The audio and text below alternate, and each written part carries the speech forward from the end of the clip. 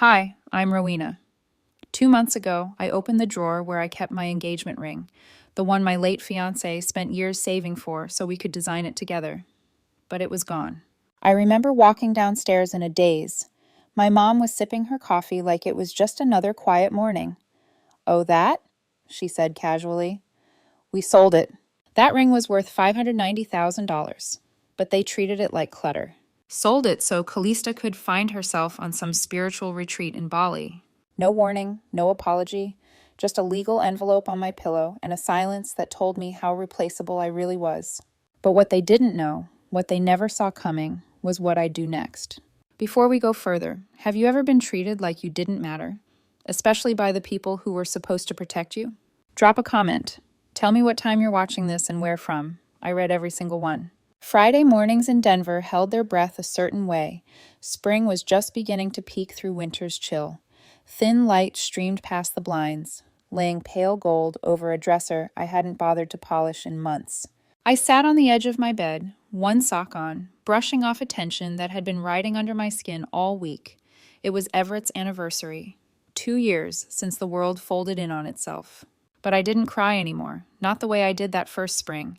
Grief now lived in the spaces between, quieter, sharper, but silent. I reached into the second drawer of my nightstand where the velvet box always rested. Always. My hand moved without thinking, like it had hundreds of times before. I expected the familiar soft click, the comfort of what remained. But there was no box. I blinked, opened the drawer wider, pushed aside tissues, receipts, even a candle wick I hadn't thrown away. Still no box. I stood, checked the other drawers, searched under the bed. Still nothing. Not even the velvet cloth. But my body already knew. My chest tightened, not from panic, but a sudden unfamiliar cold. I padded down the stairs, one sock on, hand gripping the banister too tightly. Mom was at the counter, flipping through a magazine. "Morning," she said. "Mom," I kept my voice even. "Do you know where my ring is?" She didn't even look at me. Instead, she turned to Paige and said, "What ring?" My jaw locked.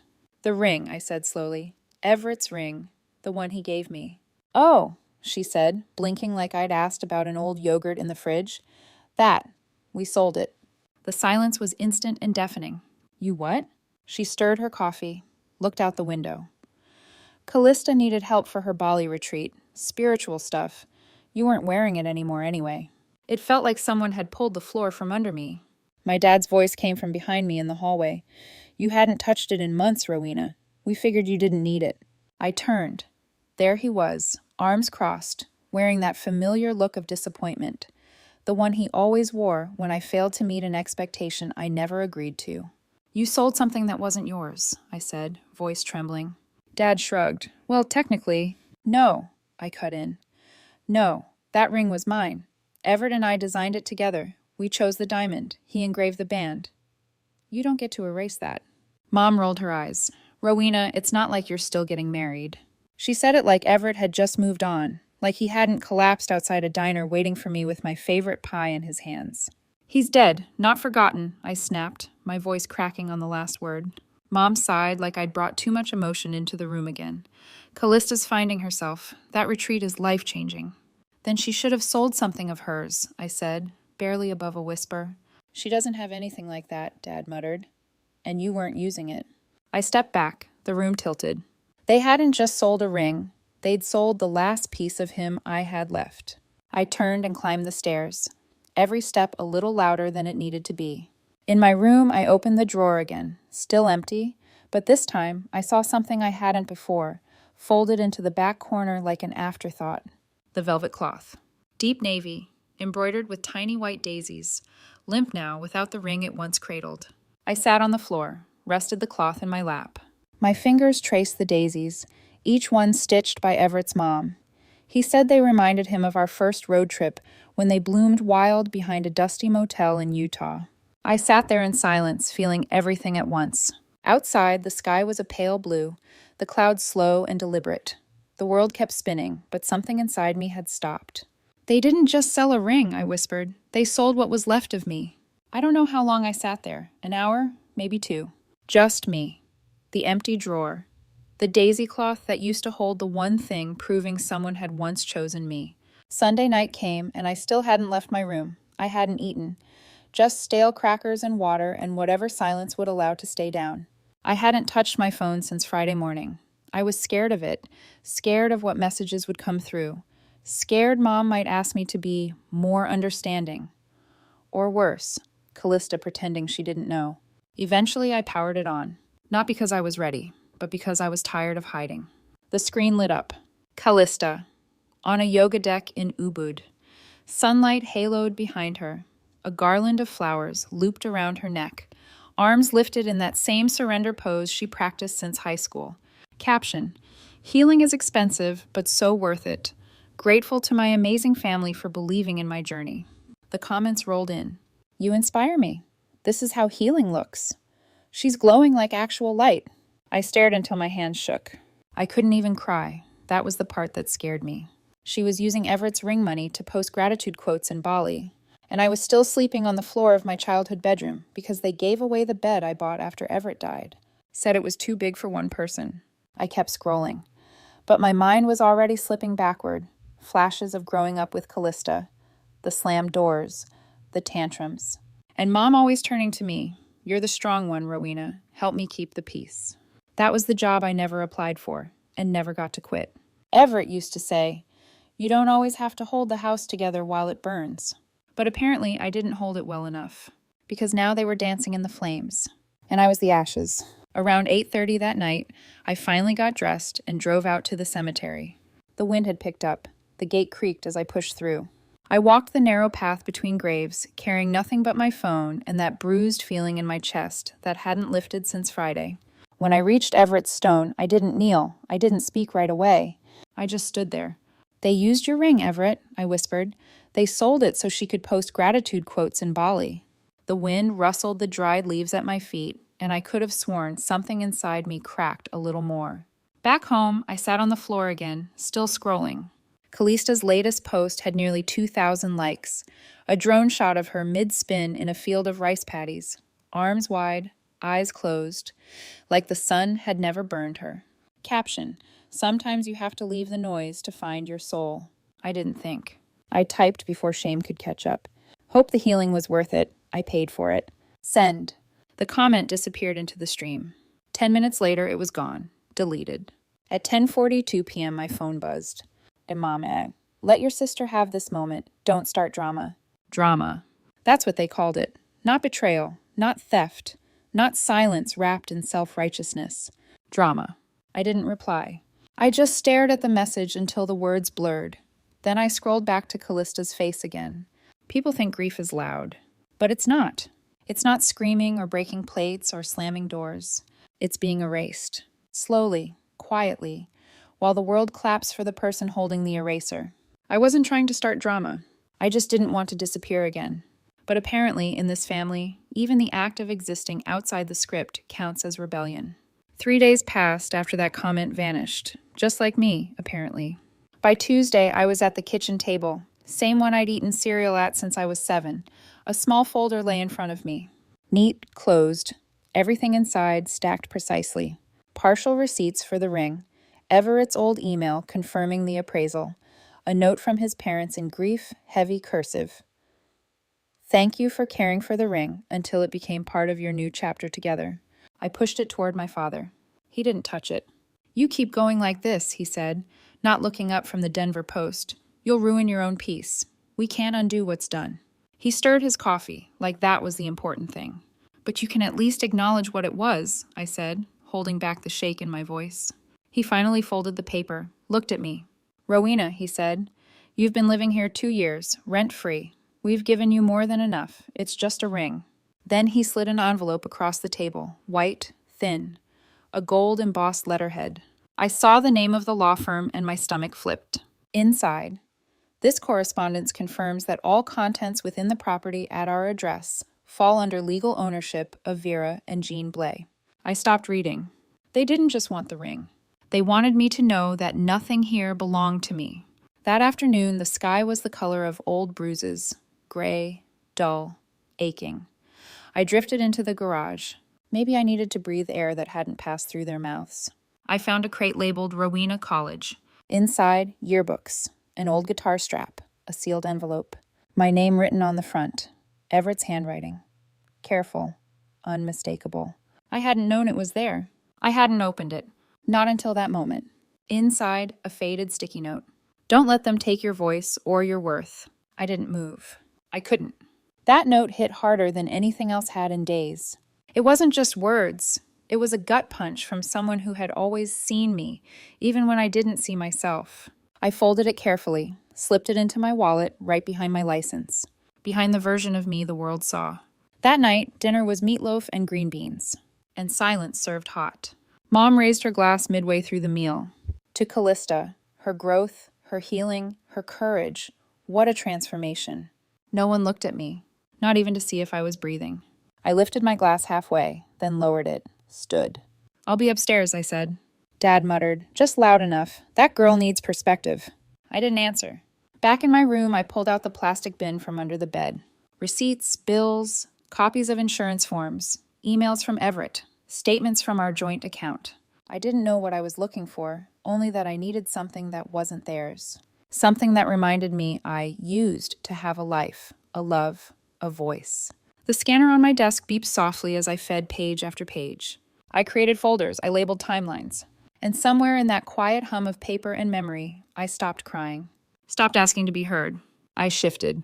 From wanting to be acknowledged to refusing to be silenced. They'd taken the ring, but they hadn't taken the truth. Not yet. I didn't know what I was building, but I knew it was mine. By Thursday night, the pile on my desk had doubled. Receipts, transfers, insurance claims, all scanned, labeled, filed under one word, truth. No plan yet, no legal motion. Just threads I refused to let them pull from my hands again. Rain tapped softly on the window, blurring everything outside. I sat at my laptop, highlighting a line from Everett's email. Then I accidentally brushed the trackpad. An old tab opened. A podcast. Autoplay kicked in, and I heard her voice. Callista. Healing begins, she said, when we release the roles other people force us into. I froze, hand hovering midair. The host chimed in. That's powerful, Callista. Can you give us an example? Pause. A sip. Then, I had to separate myself from the grief in our family. Some people cling to pain like it's a personality. Every part of me locked. She was talking about me. I walked away, she said. It cost me everything, but I chose joy. I gave up the objects tied to trauma. You can't move forward while dragging symbols of emotional debt. I mean, rings? They're just objects soaked in pain. I don't remember hitting pause. Just my reflection in the dark screen. And the words still echoing. She'd turned Everett's ring into a metaphor for her healing. My grief, our love, reduced to clickbait. I didn't scream. Didn't throw the laptop. I just moved. Slowly. I downloaded the episode, saved it into the folder, then opened a new document. A timeline of misuse. And I started writing. That night, the file grew steadily. The only sounds, my breath, the soft hum of betrayal. The rain tapping like a metronome. Around 10 o'clock p.m., I grabbed my coat and keys. I didn't tell anyone I was leaving. Didn't owe them that. All I needed were Everett's letters, the real ones. And the only place nearby with a scanner that stayed open late was a little coffee shop off 9th. The drive there was silent, the windshield wipers moving in time with my heartbeat. Inside, the barista didn't ask questions, just handed me a tea and nodded toward the corner table near the back. One by one, I fed Everett's letters into the scanner. His handwriting grew shakier in the later ones, but the words never lost their clarity. One line caught me. I love how you see people, even when they've forgotten how to see you. I pressed my hand against that page. I didn't want revenge. I just didn't want to be rewritten. When I got home, it was nearly midnight. I slipped into a worn sweatshirt, tied my hair in a low knot, and sat cross-legged on the floor. In the drawer beside me, the velvet cloth was still folded, still clean after all these years. The one that once held the ring. I took the USB where I'd saved Callista's podcast and wrapped it in the cloth. Some things you wrap not to protect, but to remember. I placed it in my purse, let it sit there like an anchor. I wasn't ready to confront them. Not yet. But something inside me had shifted. I wasn't breaking anymore. I was collecting. It wasn't about proving them wrong. It was about finally remembering I'd been right. Friday evening arrived like a wet coat, heavy, damp, unwelcome. The gray light hadn't shifted all day. Inside, the house was thick with silence. My parents were out to dinner. I stayed upstairs, door cracked slightly. My laptop was shut, but my mind wasn't. My body ached from sitting, but I couldn't lie down. I needed something, anything, to remind me this house hadn't always felt like a cage. I started digging. There was an old bin in the back of my closet, brittle plastic edges flaking from years of being ignored. Inside, CDs labeled in Sharpie, birthday cards from third grade, Polaroids of scraped knees and wide grins, and a stack of mini DV tapes. I hadn't seen them in years. I plugged in the dusty camcorder and popped in a tape marked Euro, 6th day, all. The screen flickered, buzzed, then color. There I was, 6 years old, in a yellow sundress, standing beside a chocolate cake with 6 lit candles. I smiled at the screen. I remembered that dress. I'd begged Mom for it, said it made me feel like sunshine. Then Callista appeared, already taller, already louder. Without warning, she shoved my face into the cake. I flinched in real time and on screen. The camera shook with laughter. "Oh my God, Callista," my mom's voice rang out, laughing more than scolding. Little me wiped frosting from my eyes. Looked around for help. No one moved. The clip ended. I paused the video. My hand gripped the edge of the desk. I sat still, listening to that old, bitter silence I must have swallowed whole that day. I whispered to no one. Maybe this is just how it's always going to be. A key turned in the front door downstairs. Heels clicked on the tile. The soft clink of keys into the ceramic bowl. Then the low murmur of my mom's voice, probably saying goodnight to Dad. But instead of heading to her room, she came upstairs. Light footsteps. Then a knock. Before I could answer, she pushed the door open. No warning, no permission. She stood there holding a small velvet box, navy blue, aged at the corners. Her eyes didn't quite meet mine. "I was cleaning out the closet," she said softly. "Found these. Nana had promised them to you, remember? Figured maybe now's a good time." She sat on the edge of the bed without asking. Opened the box. Inside were a pair of pearl drop earrings. Delicate, familiar. I blinked, unsure what game we were playing now. "She didn't mean to hurt you, sweetie," Vera said, smoothing her skirt. "Callista just handles things differently. And we thought you'd moved on from all that." All that. Like grief was a shoebox to be tucked under the bed and forgotten. The earrings gleamed in the low light, clean, cold. I almost reached for them. Almost let nostalgia dull the sharpness inside me. Almost said thank you. Almost forgave her. But then a buzz. My phone lit up on the desk. A message from Liana, my old friend from college. "And thought you should see this." It was an Instagram story. Callista again. Sitting cross-legged on some patio, probably still in Bali. A pale smoothie in one hand, sunset softening her every word. Her voice was syrup sweet. "Tim, forgiveness is so powerful. Even when people lash out, I know it's just their pain talking. I rise above." I stared at the screen, breath caught. That was about me. The deleted comment. The cloth. The ring. The earrings. All of it, used as ammo in her public sainthood. Repackaged as her patience.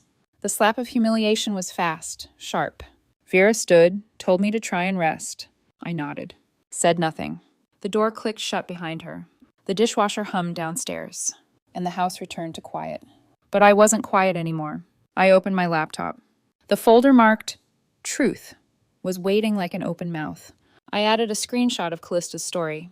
Then I found the inheritance letter from Nana, the one that named me, in her careful cursive, next to the word earrings. I scanned it, then opened my phone's voice recorder. I spoke into the dark. "I'm not doing this to expose them. I'm doing this so I never forget again who they really are." I wrapped the earrings in a separate cloth, slid them into a drawer. Not to use, not to wear, just to remember. It wasn't just betrayal. It was a pattern I'd been trained to forgive. But that morning, something shifted. I woke before the sun. Didn't check my phone. Didn't make coffee. I opened the closet, pulled out the navy blazer I hadn't worn since Everett's memorial. It still fit. Slightly looser at the sleeves, but it fit. Standing in the mirror, I didn't look like someone with a point to prove. I looked like someone who was finished waiting. The velvet cloth sat on my nightstand.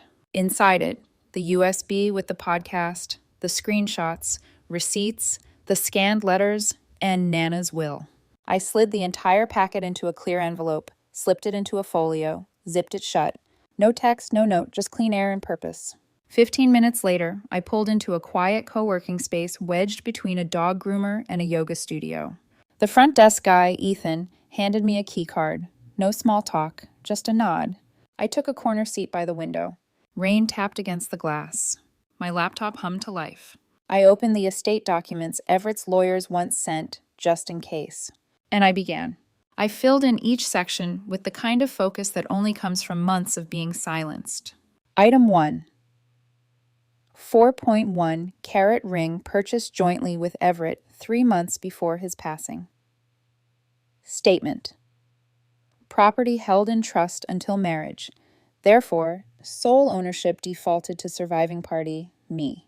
I attached dated emails, photo timestamps, a notarized letter from Everett's mother, confirming the ring had always been intended for me. I added an affidavit, a clear description of the unauthorized sale and the psychological impact it caused.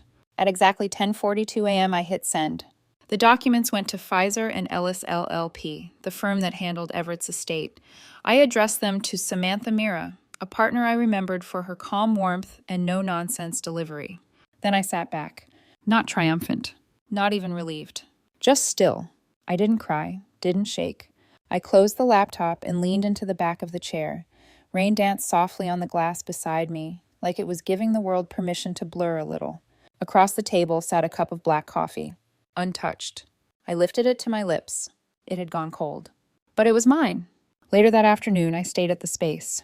The office next door was filled with laughter, someone rehearsing for a nonprofit event. At one point, a young woman stepped into the hallway to take a call. She glanced at me and smiled. I nodded back. I opened another folder on my desktop. This one had nothing to do with my parents, or Callista, or the past. It was for the Watch Reclaiming What Was Always Yours initiative, an annual women's leadership gala I'd been quietly funding in Everett's memory. He always said, "Legacy doesn't need a name, just a ripple." The event was set for the following week at the Meadowbrook Center, an upscale venue outside the city. The floral arrangements, speaker stipends, signage, all of it had been covered through a discreet foundation I created, Anir Trust. Everett Rowena. I double-checked the final slide deck. The closing image was of us, years ago, at a career panel for single mothers. Everett had stayed late to help a woman rewrite her resume. That photo would close the night.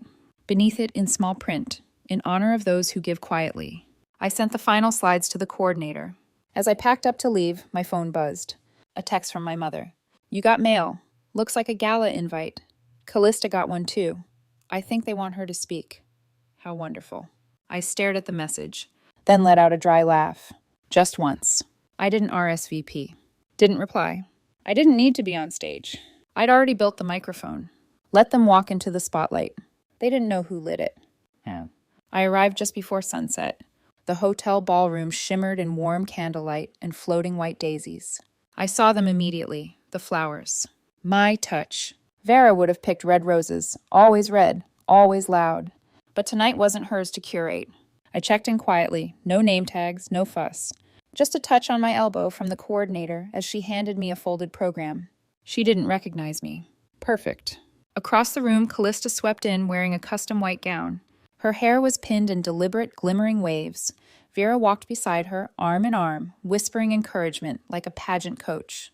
"You deserve this, darling," she said, just loud enough for those near the champagne table to hear. I stood alone in the corner, not hidden, just unbothered. My black dress was simple, no sparkle, no message, just presence. My clutch pressed against my ribs. Inside, the velvet cloth, the envelope, the voice of a story no one asked to hear, but needed to.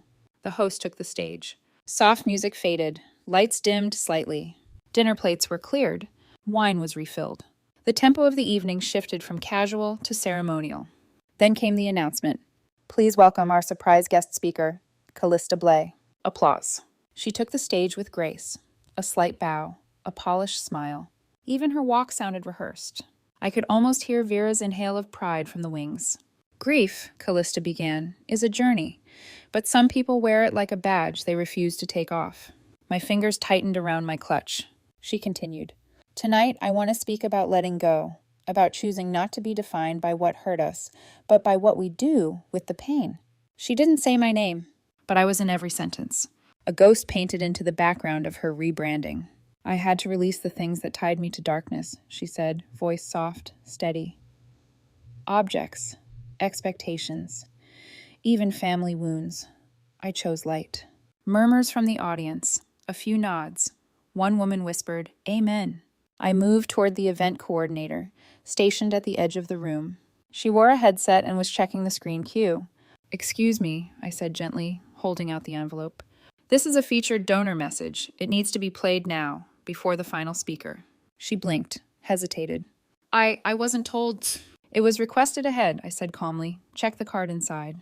She opened it, read a few lines, her eyebrows lifted. "Yes, okay, I'll cue it up." I returned to my place. Callista was wrapping up, thanking organizers, the city, the women who overcame so much. Applause swelled. Then, abruptly, stopped. The house lights dimmed further. The screen behind the stage flickered to black. White text faded in. "In memory of Everett Langford Blay," silence fell. Then the video began. It was me, sitting in a quiet room, speaking directly to the lens. "My name is Rowena Blay," I said. "I don't need recognition tonight. I already had what mattered, and I lost it." I stood in the back, watching heads slowly turn toward the screen. Some faces began to shift. Confusion, realization, recognition. 2 years ago, I buried my fiancé, the video continued. We picked out a ring together, a symbol of our future. It was taken, sold. The money used for someone else's journey, without my knowledge. On screen, an image of Everett appeared, smiling, me beside him, our fingers laced. "That ring didn't just represent a promise," I said. "It held memory, grief, love, and now it holds truth." The next slide was simple. Reclaiming what was always yours isn't about control, it's about voice. There was no anger in my tone, only clarity. "Sometimes," I said, "the ones who suffer most are expected to stay silent, so the loudest can heal." The screen faded to black, and the room didn't exhale. It just froze. Vera's hand shot to her mouth like she'd been slapped. Callista, still standing near the stage, hadn't moved. Her face was caught somewhere between confusion and collapse. A camera flash went off, catching the panic mid-bloom on her features. I didn't stay to hear what was said. As I walked toward the exit, someone behind me whispered, "She paid for this?" Another. That was her fiancé. I didn't turn, didn't pause. I stepped out into the cool night air, letting it remind me I wasn't invisible. I just wasn't theirs anymore. I didn't need applause. I needed the truth to echo through a room that couldn't look away. The next morning, before I even opened my eyes, I could feel it. The vibration. Constant. Relentless. My phone was pulsing on the nightstand like it was warning me. I rolled over, squinted at the screen. 38 unread messages changed 12 missed calls. Notifications stacked like digital debris from a storm I'd quietly set off. I opened Instagram first. There she was, Callista. Tears glistening just so, mascara smudged just right. "I was ambushed," she said in the story video, voice breaking like a rehearsed monologue. "Last night should have been a celebration of healing, not an attack." Swipe. "My sister took something beautiful and turned it into a vendetta." Swipe. "She's weaponizing grief," the caption read, beneath a carefully edited clip of her wiping tears with trembling fingers. Next slide. Her face turned slightly away from the camera, like she didn't know it was still recording. "I tried so hard to include her," she said softly.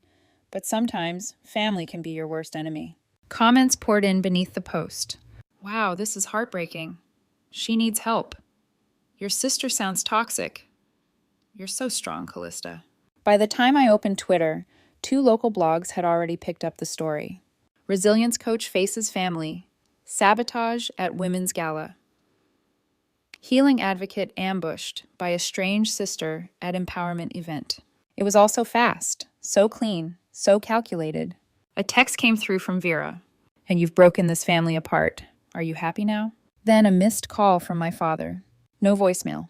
Just silence, sharp and heavy enough to say everything they felt. I blocked them both.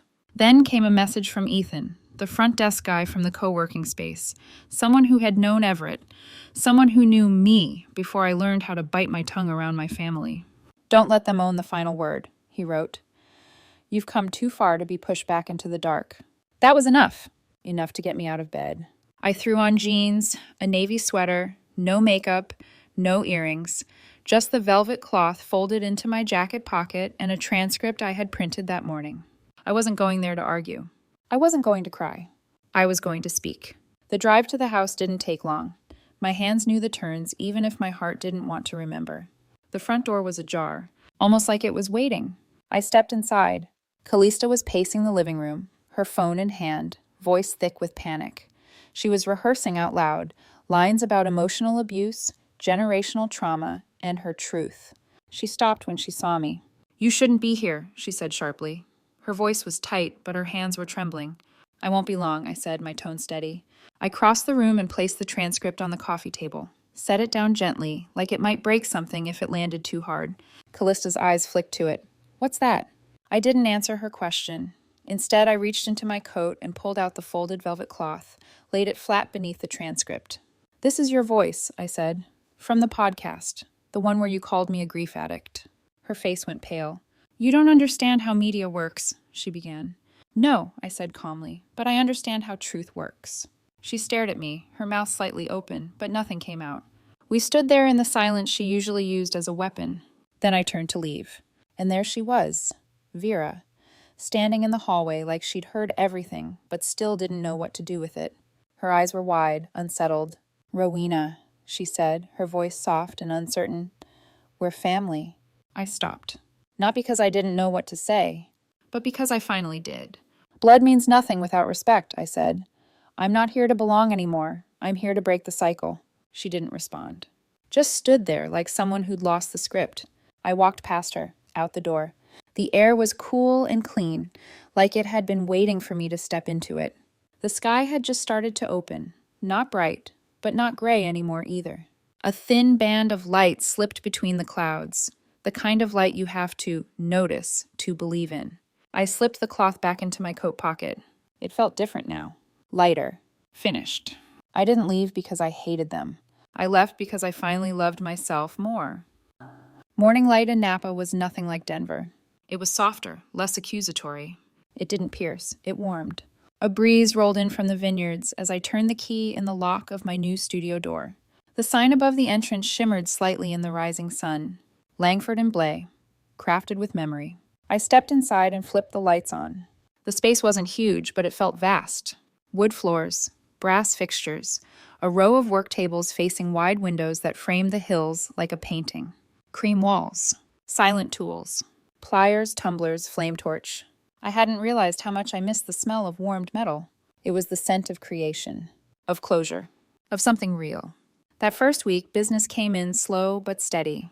A couple from San Francisco wandered in, looking for wedding bands with soul. A woman in her 70s asked if I could embed a photo locket into a ring so she could carry her late husband's face with her. And then there were the quiet ones. Locals. The ones who walked in silently, brows furrowed, glancing around as if searching for something deeper than gold. One woman leaned in and whispered, "You're the one from the gala, right?" I nodded, smiled, said nothing more. In the back corner of the studio sat a glass case. Beneath the softest spotlight, folded perfectly in half, lay the velvet cloth. Below it, a handwritten note. "This piece is not for sale. It cost everything to make." Resting on the black velvet, a ring, diamond and steel, seamless. Etched along the edge, a single daisy. Not ornamental, not dramatic, just quiet. Certain. One afternoon, a little girl came in with her parents. She pressed her nose to the glass. "Who made that one?" she asked. I crouched beside her, rested my arms on my knees. "Someone who used to be silent," I said. She blinked up at me. "Are they better now?" I smiled, real and full. "She's still learning," I said, "but she's not silent anymore." Weeks passed. No calls, no texts, no emails. The silence from Vera and Callista wasn't loud, but it was telling. That kind of silence wasn't absence, it was a choice. And yet one Saturday morning, a message did come. Not from them.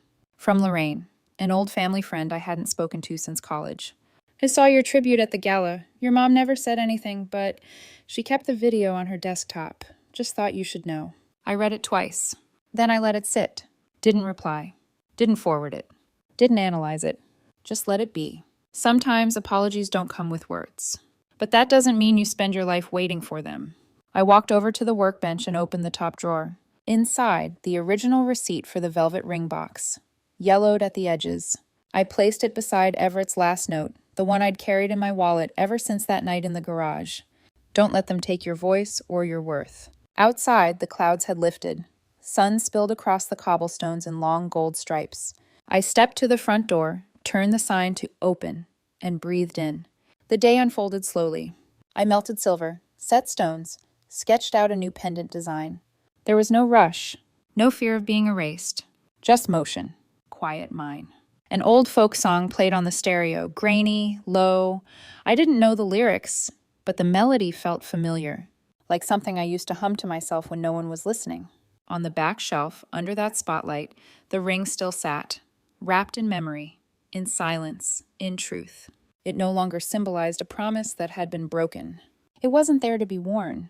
It was there to remember, to honor, to stay. I lost something that was supposed to last forever. Then I lost people who were never supposed to walk away. But somewhere in that loss, I found something quieter, stronger, myself. And this time, no one gets to sell that. It had been almost 3 months since the gala when the envelope arrived. Thick, cream-colored, no return address, but I recognized the handwriting instantly. Callista. For a second, I didn't move, just stared at it sitting on the workbench, surrounded by half-finished chains and scattered stones. I almost tossed it. But something, curiosity, maybe closure, made me open it.